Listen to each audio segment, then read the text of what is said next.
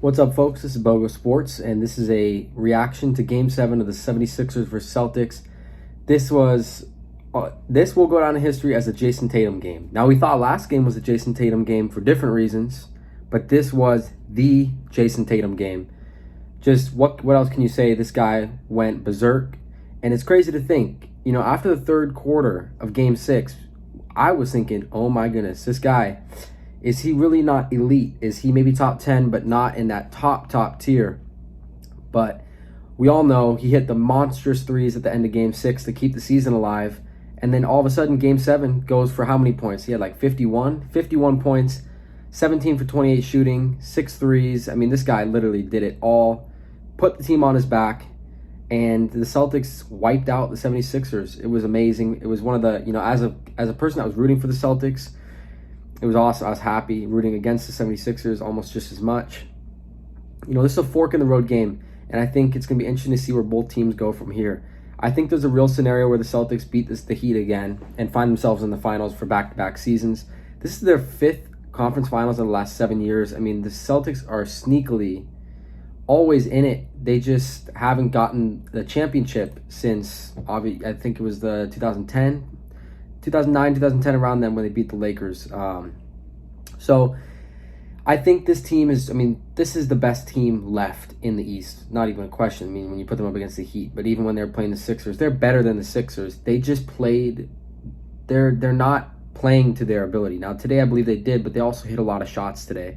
I think they're still figuring things out with Missoula. They are so uber talented. They just need to, I think they rely on the three too much. I think they got to be more aggressive, stop hunting for fouls.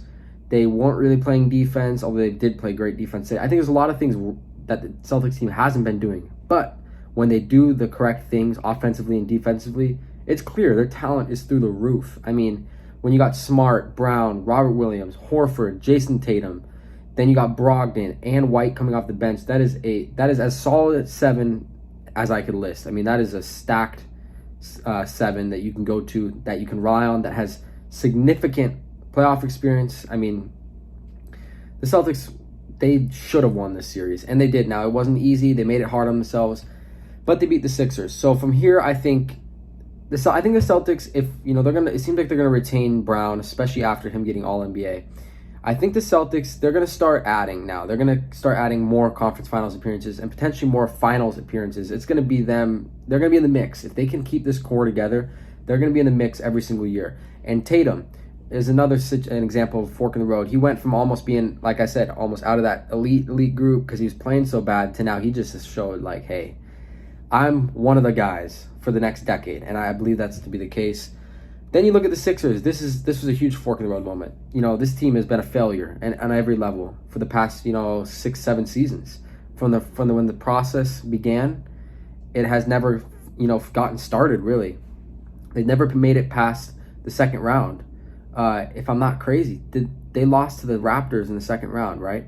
I believe Doc Rivers has never made it past the second round, and so that would mean the Sixers haven't either with Joel Embiid.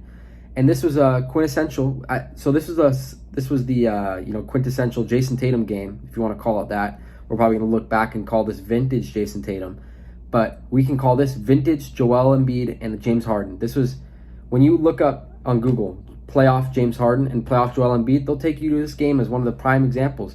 This will be what they are remembered as, I believe. Especially Harden. He was just horrendous today. 3 for 11, 9 points. You're supposed to be. It's just crazy to me. I just don't get the guy, and he looks amazing. He looks like prime Harden, and then he comes out and lays an egg like this in one of the most important games of the series. And then you look at Joel Embiid. I asked the question again, is this your MVP? This guy, 15 points, 5 for 18, absolutely disappeared in the second half. When the going got tough, he folded and left. And the same thing can be said for Harden. And it's just, I don't understand the praise of this team. I don't understand the praise of Joel Embiid. He fought and clawed, and everybody pushed the strongest narrative ever I've seen in years, honestly, since the whole COVID stuff and blah, blah, blah. The strongest narrative that the NBA has pushed has been for Joel Embiid to win MVP. And they did all that just for the second round series to expose it. And that's the fun thing about life, and particularly sports, is no matter how strong narratives are, the fake always gets exposed. And in this case, I'm not saying Joel Embiid is not a good player. This guy's huge. He has great shot making ability. I can't stand how much he flops and hunts fouls, but this guy's obviously a great player. I'm not denying that, but he's never done anything significant in the playoffs. And I just got so fired up about how much the 76ers and Embiid pushed that narrative, and then to a greater extent, the media just shoved that Joel Embiid narrative right down everybody's throat. And then when you get to the second round, Joker just shows to the world that he's the best player in the world. He shows to the league, to everybody, he's the best player in the world when he torched my Phoenix Suns. And then Joel Embiid comes out here and lays an egg in the most important moment like he's done all of his career.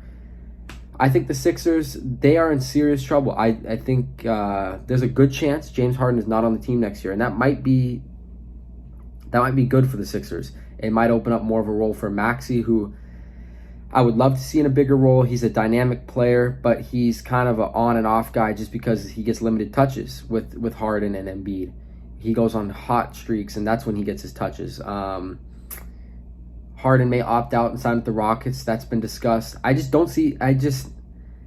glad that this was exposed again. I'm not saying Embiid can never win, but, I mean, the Celtics did a great job of attacking him. Embiid in the interior does make a difference defensively when he wants to. But they were attacking him on the perimeter in the pick and roll game, and the 76ers had absolutely no answer for it. And then offensively, Embiid just wasn't demanding the ball, even in the chaos. And so that really stuck out to me. I don't want to come across too much of a hater, but I really have the narrative that the media has pushed against Jokic in favor of this Embiid MVP case, when I clearly think that Joker is the MVP of the league.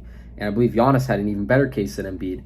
But it's made me jaded towards Embiid and the 76ers. So look, like I said, this is a fork in the road moment. It's going to be interesting to see where they go from here, but I do not see them winning a championship or even, their best case scenario here, they did have the Celtics on the ropes, but I would have picked the Heat to beat them in a Eastern Conference final. So I do not see this team winning a championship as they're currently constructed. So it's going to be interesting. I think it's time for Doc Rivers to go. This guy has shown this team has talent, and they still have not done anything. So it's time for Rivers to go.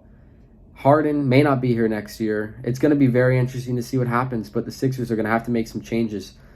And it would be so crazy to think what would have happened if the Sixers would have somehow held on in Game 6 and knocked out the Celtics. Mazzulla may not still be the coach. You never know. But what a game from Jayson Tatum. The Celtics go on to face the Heat, and I do believe it's shaping up to be Celtics versus either the Nuggets, which I would prefer. I think that's an awesome matchup. But I'm not going to complain, even though I can't stand LeBron, and I'm not a Lakers fan. I would not complain about a classic Celtics versus Lakers final. So, what a game. Celtics, they survive. They came back, and here we go. These are going to be two great series. I'm looking forward to it. Nuggets, Lakers, and Celtics versus Heat. I'll make my predictions. I got Nuggets versus Celtics in the finals. Let's do it. See ya.